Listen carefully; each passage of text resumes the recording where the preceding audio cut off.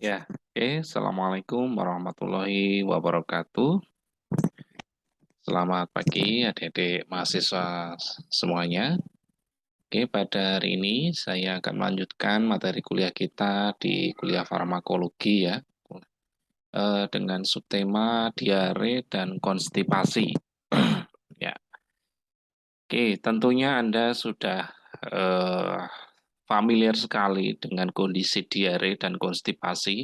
Ya, suatu keadaan yang tidak menyenangkan ketika seseorang menderita kasus ini ya, diare dan konstipasi. Apalagi eh, Anda mahasiswa misalkan sedang mau ujian ternyata mengalami sakit ini, tentunya akan merasa sangat terganggu sekali. Baik, eh sebetulnya ya diare itu apa sih? Ya, diare apa? Kok kemudian itu harus diobati atau kemudian itu harus ditangani segera? Ya, kalau tidak akan menyebabkan ketidaknyamanan pada saat kita eh, bekerja atau pada saat kita sedang kuliah, gitu ya. Nah, diare itu adalah peningkatan frekuensi defekasi, peningkatan frekuensi BAB ya, 3 sampai 4 kali sehari ya, bahkan lebih dari itu ya. Tetapi kalau hanya cuma sekali ya diarenya encer ya, BAB-nya encer, bisa jadi itu belum termasuk kategori diare ya. Nah, kalau diare kondisi akut itu kurang dari 3 hari ya, ini dari sisi waktunya, jadi kurang dari 3 hari. Akan tetapi kalau lebih lama lagi, ya bisa lebih dari 14 hari, itu disebut kategori diare yang kronis. Nah, ya, itu. Nah, diare berdasarkan penyebabnya diklasifikasikan menjadi diare spesifik, diare non spesifik, dan traveler diare. Nah, artinya apa? Kondisi ini tentunya menyebabkan perbedaan pengobatan antara penggunaan obat antara satu dengan yang lain. Diare spesifik itu umumnya disebabkan oleh karena suatu bakteri, oleh suatu mikroba, ya, yang menyebabkan saluran pencernaan terganggu, kemudian menyebabkan diare. Kemudian diare non spesifik ya umumnya disebabkan oleh faktor-faktor di luar yang spesifik tadi. Namanya juga non spesifik. Bisa karena salah makan ya, makan makanan yang pedas, alergi terhadap suatu obat ya, diare non spesifik. Kemudian traveler's diare yaitu kondisi diare yang munculnya tiba-tiba atau pada saat kita berada di suatu tempat atau dalam kondisi nervous tinggi ya itu menyebabkan kita diare. Nah, secara klinis diare dikelompokkan menjadi diare osmotik dan diare sekretori ya, diare yang disertai dengan lendir dan darah. Sementara yang osmotik hubungannya sama karena osmotik di dalam saluran pencernaan. Nah, begitu. Nah, etiologinya ya. Jadi sebelum kita berbicara obatnya apa yang digunakan untuk mengatasi atau obat-obat apa yang digunakan untuk mengatasi diare dan konstipasi, kita wajib tahu bagaimana diare ini bisa terjadi. Ya, tadi sudah disinggung ya beberapa kategori. Karakteristik feses dijadikan sebagai salah satu dasar penentu munculnya suatu kasus diare. Ya, sebabnya di antara misalkan tadi sudah saya sebutkan karena virus, karena bakteri. Nah, ini adalah karena termasuk dalam kategori diare yang spesifik tadi. Ya, penyebab virus, penyebab bakteri ya. Ini ada Shigella, Salmonella, E. coli, ya, Staphylococcus ya. Ini E. coli ini umumnya mencemari air minum ya, air minum atau bahkan mungkin makanan ya yang tercemar dalam makanan atau minuman sehingga menyebabkan seseorang menjadi diare. Kemudian penggunaan obat-obatan ya, antasida, laksatif berlebihan, kemudian antibiotik clindamycin, tetrasiklin, sulfonilamid, obat-obat NSAID, dikoksin ya. apakah semua pasien yang menggunakan obat ini kemudian menjadi diare? Tidak tidak seperti itu ya. Jadi kondisi tertentu, pasien tertentu ketika menggunakan obat-obat ini ya, antasida, laksatif ini bisa menyebabkan kasus-kasus tadi muncul ya. Kemudian intoleransi terhadap laktosa. Anda pernah dengar mungkin eh, seorang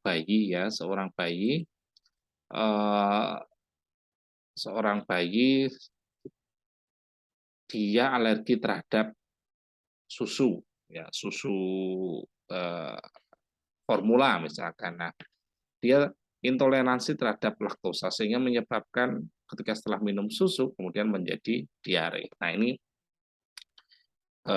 penyebabnya. Kemudian faktor makanan, ya tadi sudah saya sebut karena makanan yang pedas, makanan terlalu asam, ya ini menyebabkan seseorang menjadi diare. Nah, pengobatannya bagaimana? Ya, diare itu pada dasarnya adalah menjaga keseimbangan cairan di dalam tubuh. Ya, jadi cairan di dalam tubuh, elektrolit yang ada di dalam tubuh, ketika dibuang dalam jumlah yang banyak terus-menerus, ya itu tubuh menjadi dehidrasi, sehingga menyebabkan seseorang menjadi lemas, hingga kemudian letargi, hingga menyebabkan kematian. Ya, banyak kasus-kasus penderita diare pada bayi ya itu karena terlambat penanganannya hingga menyebabkan pasien atau bayi tersebut meninggal. Nah, oleh sebab itu menjaga cairan elektrolit atau mencegah terjadinya dehidrasi ini adalah upaya yang paling baik ya. Kemudian menghilangkan mengurangi gejala yang menyertai ya, misalkan diare itu ada terjadi molitik yang tinggi yang ada di dalam perut ya, rasa nyeri perut yang hebat. Nah, ini biasanya diberikan beberapa obat yang digunakan untuk mengurangi gejala yang menyertai ya. Kemudian menghilangkan penyebab tadi karena apa? Karena spesifik atau non spesifik, karena makanan atau karena bakteri atau virus. Nah, ini bisa dilihat dari sana. Nah, Pak, yang spesifik tahunya itu karena bakteri bagaimana? Memang baiknya adalah melakukan uji laboratorium. Cuman biasa bisa dilihat kalau yang diare spesifik itu bisa dicek, dilihat dari fesesnya yang kemudian berlendir, bau, ya, eh, warnanya tidak umum, ya, tidak lazim, ya. Ini karena bakteri. Kemudian mencegah komplikasi yang muncul seperti dehidrasi tadi ya sudah ini sama dengan poin satu tadi ya. Jadi poinnya adalah menjaga keseimbangan cairan di dalam tubuh.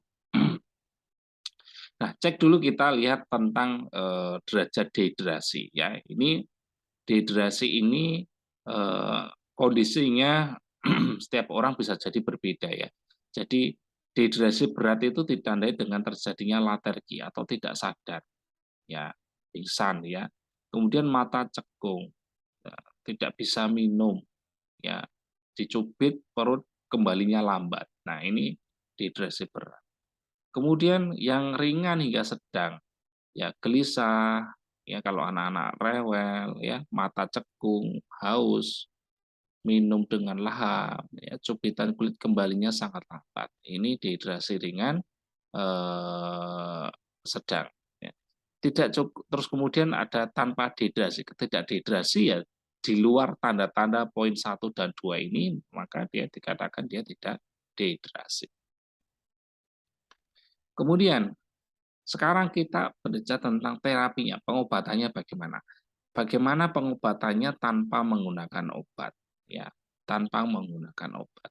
Yang jelas namanya dehidrasi, diare ya, yang jelas terkait dengan makanannya. Nah, mengatur pola makanan. Kalau pedas ya dihindari makanan yang pedas. Kalau terlalu asam ya buah-buah yang asam misalkan ya itu dihindari. Kemudian terapi cairan atau rehidrasi ya, oralit ya, terapi parenteral ya, dipasang infus kalau memang itu diperlukan ke kondisi pasien sedang tidak sadarkan diri. Oralit itu diberikan secara oral itu hanya digunakan pada pasien-pasien yang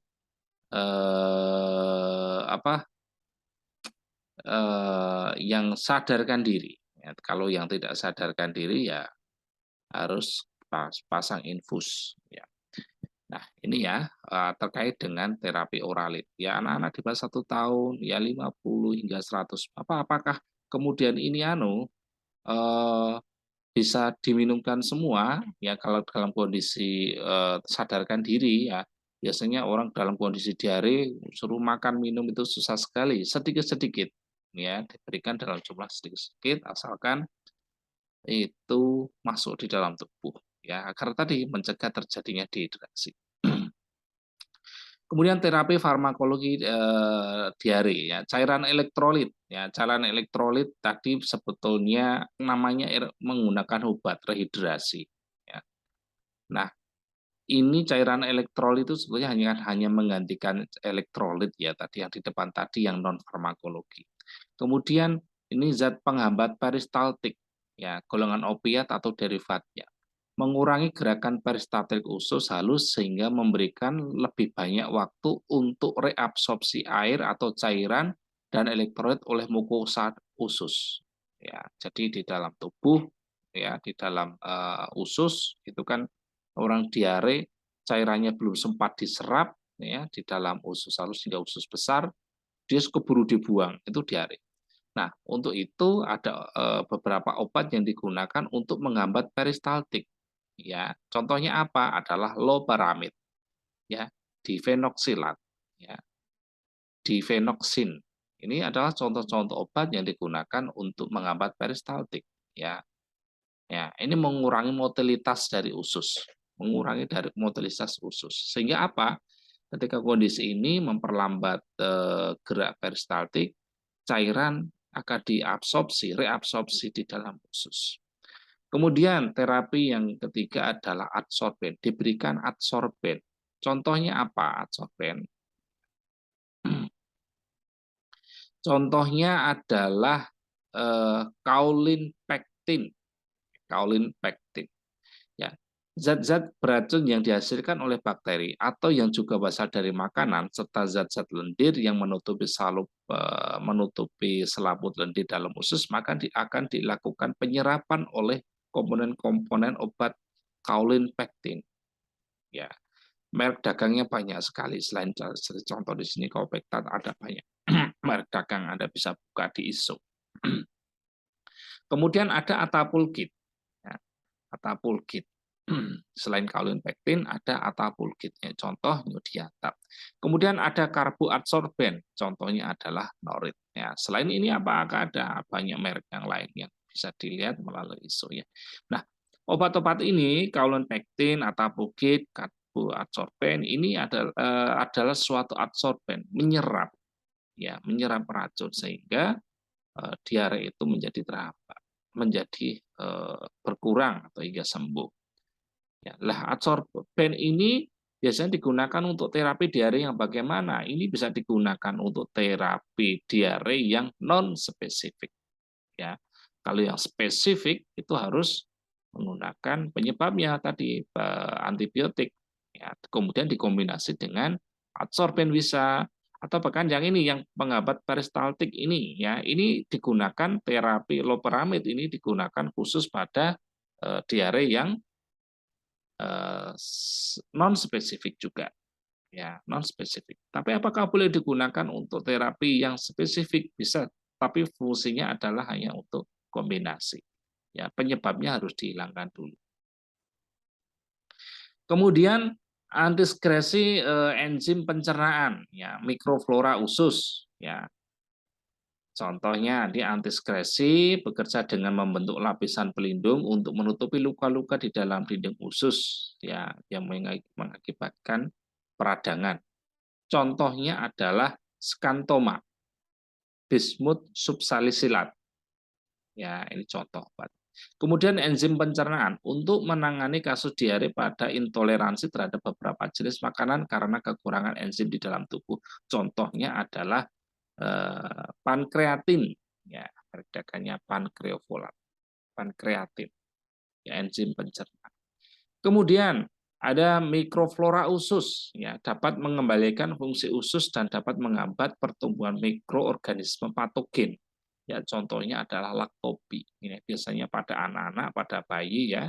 Ini ketika terjadi diare dikombinasi obatnya menggunakan laktobi. Apa? Ini digunakan untuk apa? Meningkatkan meningkatkan mikroflora ya, menghambat pertumbuhan mikroorganisme patogen di dalam tubuh.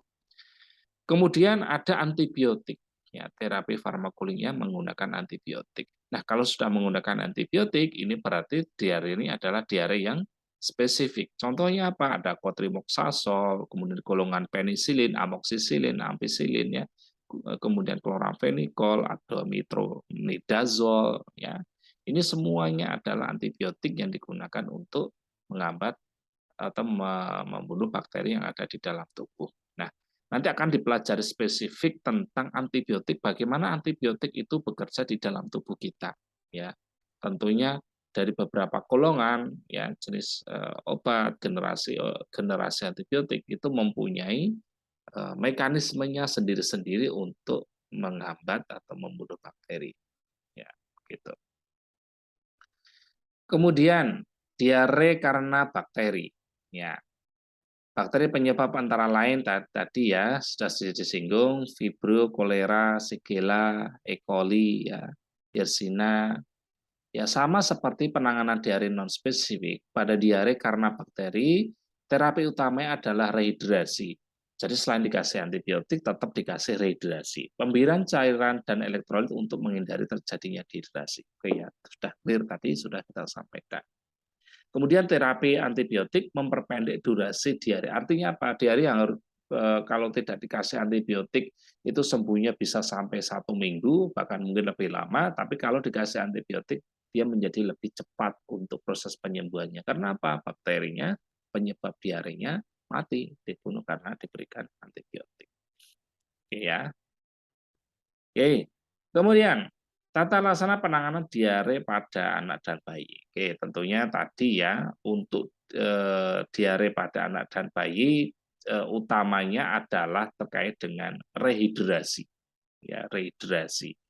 Jadi diberikan cairan bisa berupa ASI dari ibu ya, kemudian kalau tidak sadarkan diri mau tidak mau harus diberikan terapi menggunakan infus ya, terapi parenteral agar supaya apa? Tidak terjadi dehidrasi. Karena bahaya sekali khususnya pada anak-anak terjadi diare. Kemudian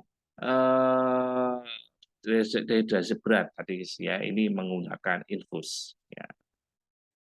Obat yang dikontraindikasikan pada bayi dan anak-anak. Nah, ini menjadi perhatian, tolong ya. Obat golongan antispasmodik contohnya tadi adalah loperamid ya. Ini kontraindikasi untuk anak-anak. Kenapa? Bisa menyebabkan ileus paralisis, kejang usus yang sangat hebat ya. Bahasanya ususnya menjadi lengket. Nah, ini bahaya. Ya, jadi tidak boleh digunakan untuk anak-anak. Kemudian antibiotik tetrasiklin, gangguan pada struktur kristal dari gigi serta perwarnaan dengan titik kuning coklat yang lebih mudah berlubang. Karies namanya ya. Chloramphenicol menyebabkan gray baby syndrome. Jadi ini kontraindikasi untuk anak-anak. Kemudian diare pada anak-anak. Zinc merupakan terapi yang disarankan untuk diare pada anak-anak. Berdasarkan penelitian terbukti menurunkan keparahan frekuensi diare. Zinc. Jadi zinc dilarutkan dalam sejumlah air ya, sesendok 2 sendok kemudian baru diminum karena bentuknya ada yang cair, ada yang tableting ya. Cair, tablet, kalau yang tablet harus dilarutkan terlebih dahulu. Zinc merupakan prekursor enzim pencernaan dan membantu meningkatkan daya tahan tubuh. Ya, aturan penggunaannya diminum 1 kali sehari selama 10 kali berturut ya, meskipun diarenya berhenti. Nah, ini ya, ini adalah diare ya, terapi menggunakan zinc. Oke. Oke ya, ini terkait dengan diare ya. Jika ada pertanyaan nanti bisa dicatat di kolom komentar di bawah. Ya. Oke, kemudian kita lanjutkan yaitu konstipasi. Ya. Kebalikannya dari diare, ya konstipasi malah dia susah buang air besar. Kalau dari diare mudah sekali buang air besarnya. Ini kebalikannya. ya, penurunan kemampuan defekasi atau frekuensi dari BAB. Ya, ini penyebabnya bisa karena gangguan metabolik atau penyakit ya endokrin, gangguan pada saluran pencernaan, kemudian kehamilan, psikologis, ya penggunaan obat-obat tertentu, misalkan antikolinergik, obat antasida. Ingat tadi antasida itu malah menyebabkan diare kalau penggunaannya, menyebabkan konstipasi apabila penggunaannya berlebih. Kemudian preparat besi, ya, ferrum, kemudian obat NSAID, terus kemudian obat-obat kalsium channel blocker, obat-obat antihipertensi, yaitu. Kemudian waspadai konstipasi. Ya, konstipasi pada orang dewasa mungkin mengindikasikan adanya kelainan pada kolon. Ingat, ini kalau konstipasinya berkepanjangan, ya tidak kunjung sembuh dikasih obat, muncul lagi dan seterusnya. Nah, ini harus berhati-hati. Konstipasi pada bayi dan anak mungkin mengindikasikan adanya gangguan neurologi atau gangguan syaraf. Ya, oleh sebab itu kan bayi itu dipijet, ya, terus kemudian ada relaksasi ya, yang dilakukan untuk bayi-bayi, anak-anak. Ini dalam rangka apa? Agar saraf-sarafnya itu bekerja dengan baik. Oke. Kemudian terapinya, ya. Sebelum memutuskan terapi yang perlu diingat adalah ya pola makannya sudah benar atau belum. Ya, jangan-jangan kurang minum, cairannya kurang sehingga orang menjadi susah buang air besar, ya. Kemudian makanan kurang serat, ini juga menyebabkan orang menjadi susah buang air besar. Jadi yang harus dilakukan adalah cukup makan makanan yang berserat sama minum. Ya, itu. Kemudian laksatif yang sebelumnya digunakan apa? Nah, terapi lain yang dijalani mungkin sebagai penyebab dari konstipasi. Nah, ini harus ditelusuri pasien tersebut sebelumnya menggunakan itu, apakah karena obat yang diminum sebelumnya ataukah karena yang lain. Nah, terapi non farmakologi ya, dia diet serat tinggi tadi sudah saya sampaikan ya, faktor makanan, buah-buahan, sayuran, ya, book promoting agent, ya, ini metil selulosa, psyllium, polikarbofil, ya, tersedia di pasaran dalam bentuk tablet, serbuk, cair granul, ya. Ini intinya adalah membuat feses yang ada di dalam kolon ini menjadi mudah untuk dibuang, ya. Kemudian terapi farmakologi, ya, dibagi menjadi beberapa ya kelas. Pertama adalah melunakkan feses ya dengan lebih cepat 1 sampai 3 hari. Menggunakan apa? Emolien, ya, meningkatkan sekresi air dan elektrolit ke usus ya, dan usus besar. Contohnya adalah glukosat, ya. Kemudian mineral oil diberikan secara oral atau rektal ya melalui anus ya dengan jumlah volume tertentu 15 hingga 45 ml. Kemudian laktulosa tidak disarankan sebagai terapi utama karena mahal dan tidak lebih efektif dari agen lain ya, tapi ini bisa digunakan. Sorbitol merupakan pilihan pertama karena harganya lebih relatif lebih murah. Nah, ini adalah bahan-bahan atau obat-obat yang digunakan untuk melunakkan feses. Ya, ketika feses itu keras, diberikan obat ini menjadi lunak, kan akhirnya mudah dibuang. Ya, seperti itu. Kemudian melunakkan feses dalam waktu lebih lama, ya, efeknya lebih lama, tidak lebih cepat tadi ya. Apa contohnya? Bisa kodil, ya, oral. Contoh mereknya adalah Dulcolax, ya. Dia memberikan pekerja kurang lebih 12 jam. Makanya konsumsinya biasanya adalah malam sebelum tidur, baru akan terasa pagi harinya. Jadi jangan minum Dulcolax itu adalah pada saat pagi hari, nanti siang hari, ya, atau sore hari akan terasa perut melilit, nah, merasa ingin buat BAB, tidak nyaman, padahal sedang aktivitas. Ya, tapi kalau diminumnya adalah malam sebelum tidur, baru terasanya nanti pagi hari. Ya. Kemudian daun sena, ini ya jamu ya kalau yang ini ya, contohnya adalah merek dagangnya adalah Laksing dan mungkin sekarang sudah banyak lagi selain Laksing ya. Kemudian magnesium sulfat dosis rendah ya. Contoh ini nama lainnya adalah garam Inggris. Ya, kurang dari 10 gram ya garam urus-urus, garam Inggris. Jadi susah banget besar minum ini tentunya magnesium sulfase ini garam atau garam Inggris ini dicampur dengan air minum ya untuk kemudian dikonsumsi. Kemudian fenolftalin dosis 30 hingga 270 mg per oral ya. Perlu diinformasikan pada pasien bahwa warna urin akan berubah warnanya. Ya, feses bisa berubah menjadi warna pink. Ya, tentunya ini kalau yang tidak terbiasa ini bukan menjadi pilihan ya. Kemudian melunakkan feses 1 hingga 6 jam. Ya, Bisapodil yang rektal, kalau tadi yang tablet oral ya, yang rektal itu bisa dimasukkan ke dalam anus dosis 10 mg, tapi tidak disarankan digunakan setiap hari. Sebaiknya digunakan pada wanita atau hamil, menyusui, ya, menderita appendicitis, ya ini kondisi-kondisi khusus. Ya, ini ya Anda pernah lihat ya yang dimasukkan ke dalam rektal. Kemudian ada PEG, yang diberikan selama 3 jam untuk memberikan efek yang biasanya diberikan untuk membersihkan kolon sebelum dilakukan prosedur operasi, ya, diagnostik atau operasi. Kemudian sodium fosfat tidak boleh digunakan pada pasien yang gagal jantung kognitif. Ya, kenapa hubungannya sama tensi, ada sodium. Kemudian magnesium sulfat dosis tinggi tidak boleh digunakan pada pasien yang gangguan fungsi ginjal, bahaya ya, ini karena bahaya kalau pasien mempunyai gangguan fungsi ginjal. Nah, Mas Mbak, ini adalah obat-obat yang bisa digunakan untuk penanganan konstipasi. Nah, kalau pada anak-anak bagaimana konstipasi pada anak-anak? Ya, dipilih obat-obat dengan tingkat keamanan yang tinggi, contoh gliserin.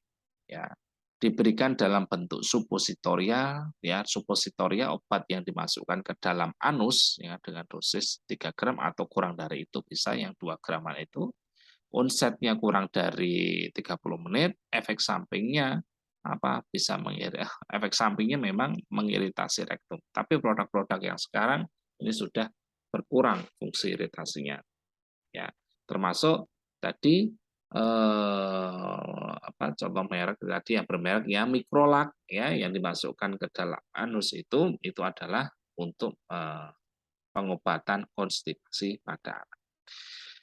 Baik, begitu Mas Mbak semuanya untuk kuliah kita dalam materi diare dan konstipasi. Ya, bila ada pertanyaan bisa ditanyakan di dalam kolom komentar. Terima kasih. Kuliah saya tutup. Assalamualaikum warahmatullahi wabarakatuh.